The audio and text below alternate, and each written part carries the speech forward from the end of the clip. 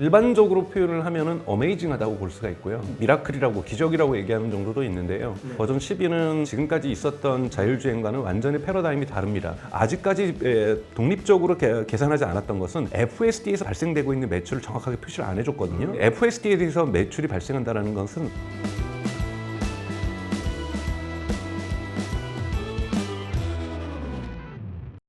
호재와 악재가 번갈아 나오면서 테슬라의 주가가 오르락 내리락하는 모습을 보이고 있습니다.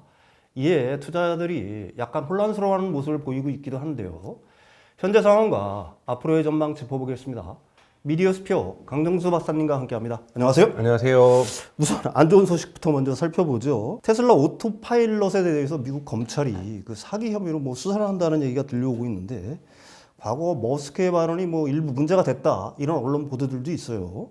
어떻게 보고 계십니까? 뉴욕 증권거래위원회와 테슬라, 특히 일론 머스크가 과거에 트위터, 지금 익스닷컴에서 했던 발언들이 문제가 되는 거거든요. 네. 거기서도 뉴욕 증권거래소에서 이미 여러 차례 경고를 줬었어요. 예를 들자면 내년도에 자율주행이 진짜 완벽하게 될 것이다. 내후년에는 될 것이다. 이런 식의 이제 발언들이 주가 부양을 하기 위했던 발언이다라는 혐의를 갖고 있다라는 거죠. 네. 그래서 이제 미국 법무부에서 이거를 고발하겠다 하니 검찰에서 네. 여기에 대한 조사를 하고 있는 거죠. 그래서 이것이 의도적으로 주가를 부양하려는 이런 발언을 한 것이다라고 볼 수도 있는 거고요. 네. 사실 일론 머스크가 여러분 아시는 것처럼 극단적으로 나쁘게 평가하면 오랄 리스크라고도 얘기하죠. 입방정이다라고 얘기할 수 있는데 이제 기술의 가능성에 대해서 낙관적으로 보는 거죠. 지금 이 정도면은 내년 정도면 되겠다.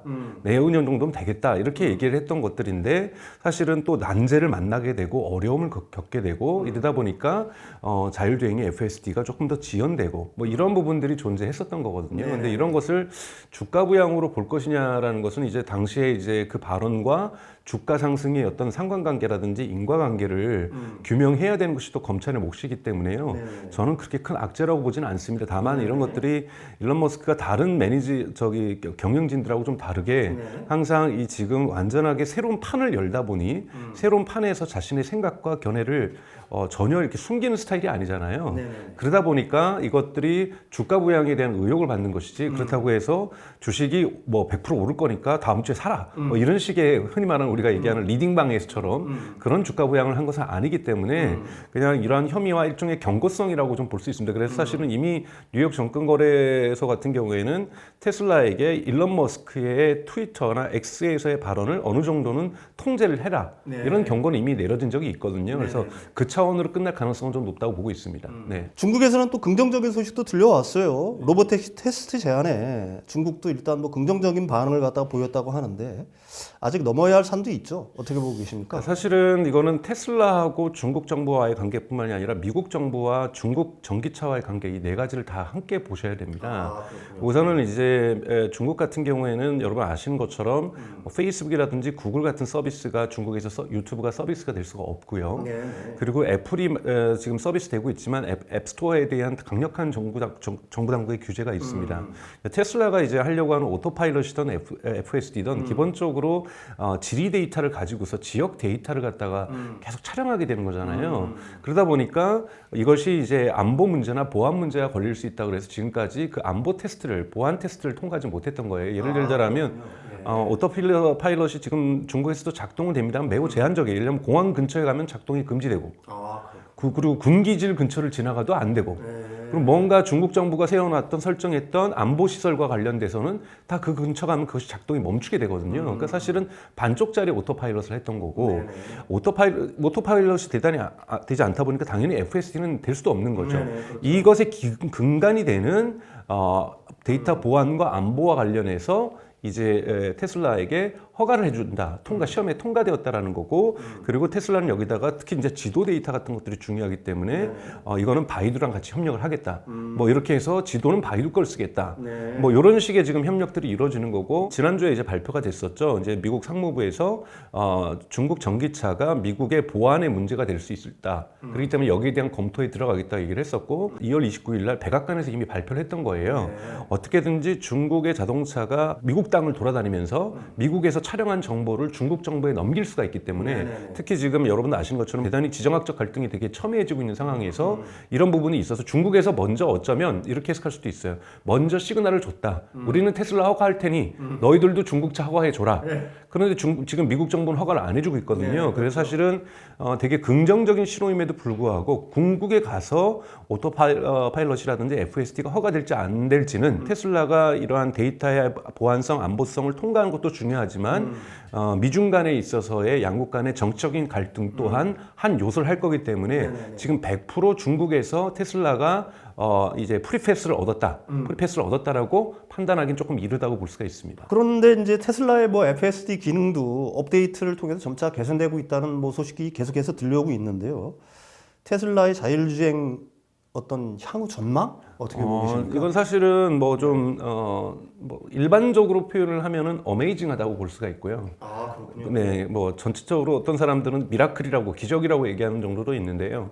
여러분 아시는 것처럼 이제 테슬라가 올해 1월 말부터 해서 미국에 있는 북미 지역에 있는 캐나다까지 포함해서 여기 있는 그 FSD 버전 12를 풀었습니다. 버전 12는 제가 여기 와서 한번 설명을 드렸던 것 같은데 지금까지 있었던 자율주행과는 완전히 패러다임이 다릅니다. 지금까지는 사람이 규칙을 정했다라고 한다면 이제는 비디오 학습을 통해서 그 규칙이 발생하게 되는 이러한 방식으로 진정한 의미에서 처음부터 끝까지 인공지능이 작동하는 자율주행이라고 볼 수가 있고요. 다만 1, 2, 3월까지는 이 수많은 데이터들을 처리할 수 있는 컴퓨팅 파워가 없었는데요. 부족했었는데 여러분 아시는 것처럼 작년 6월부터 도조 슈퍼컴퓨터를 테슬라가 계속해서 증설하고 있었고 이것이 올해 4월 정도 되면서 일론 머스크가 4월 23일 날 컨퍼런스 콜에서 얘기를 했죠. 이러한 흔히 말해 버틀렉, 그러니까 병목 현상이 컴퓨팅 파워에 있는 병목 현상이 해결되었다. 그러니까 이제는 데이터가 아무리 많아도 다 처리할 수 있다라는 거고 이렇게 되면서 되게 빠른 속도로 지금 나아지고 있는 거고 5월 말까지는 아마 버전 12.4가 나올 거라고 보고 있어요. 버전 12.4, 버전 12.5는 대단히 높은 수준이라고 평가를 하고 있습니다. 그래서 보다 인간스러워지는 어떤 출발과 멈춤 이것까지도 이제 완벽에 좀 가까워진다고 볼 수 있고요. 단적으로 제가 비교를 드리면 어느 정도로 데이터가 많이 모이는지 웨이모 같은 경우 미국에 이제 구글이 가지고 있는 것이죠. 여기는 하루에 4만 마일 정도의 데이터가 쌓입니다. 4만 마일 정도의 주행을 하는 거죠, 로보택시가. 그런데 테슬라는 150만 마일입니다.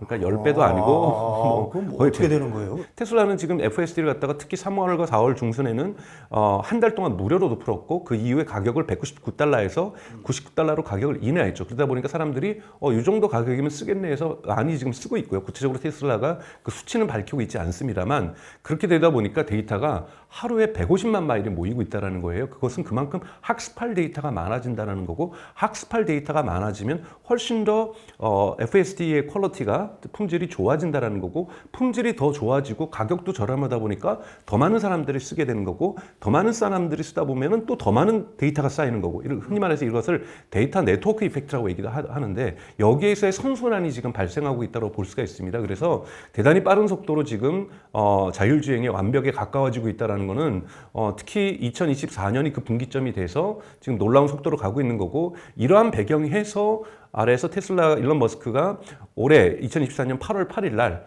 로보택시를 공개하겠다. 로보택시 서비스가 시작되는 건 아닙니다. 로보택시에 쓰이는 차량은 2025년 하반기에 생산된다고 했으니까 여기에 대한 컨셉카라든지 기본적인 몇 대 정도를 테스트해보는 이 정도가 될 거라고 보고 있는데 충분히 지금 속도라면 가능하고 있고요. 일론 머스크도 지난주에 X닷컴을 통해서 얘기한 것은 벌써 내부적으로는 12.4와 12.5가 테스트되고 있고 12.6도 준비되고 있다고 그랬어요. 근데 이미 12.5가 13에 준하는 퍼포먼스라고 얘기를 하고 있거든요. 그래서 지금 테슬라의 그 FSD 성능은 되게 익스포넨셜, 되게 기하급수적으로 상승하고 있다는 부분에서 지금 현재 테슬라의 수준까지 쫓아오는 기업이 없을 정도거든요. 원래는 웨이모가 이런 데들이 더 잘했다라면 이제 이러한 잘하는 기업들을 테슬라가 추월을 하고 있고 이 추월 속도가 대단히 빠르다는 말씀을 좀 드리고 싶습니다. 그래서 현실적으로 로보택시의 시대는 우선 2025년 하반기에야 돼서 차량이 만들어지기 때문에 2026년에야 본격화되겠지만 가장 중요한 것은 이제 테슬라의 재무제표에 언제쯤 지금도 벌써 서비스 부분이 성장을 하고 있어요. 테슬라의 재무제표는 크게 세 가지로 나눠져 있습니다. 하나는 자동차 사업 부분, 하나는 에너지 사업 부분, 하나는 서비스 사업 부분이고 서비스 사업 부분은 지금까지는 자동차 보험을 지금 북미나 중국에 사고 있기 때문에 보험과 슈퍼차징에서 나오는 매출이 서비스 부분을 했었는데요. 아직까지 독립적으로 계산하지 않았던 것은 FSD에서 발생되고 있는 매출을 정확하게 표시를 안 해줬거든요. 근데 이제 FSD에 대해서 매출이 발생한다는 것은 보통 우리가 그러니까 매달 반복되는 이 레빈이라고 해서 MRR이라고 얘기를 하거든요. 이 MRR이 잡힌다는 것은 지금까지는 자동차 기업에는 없었던 매출이죠.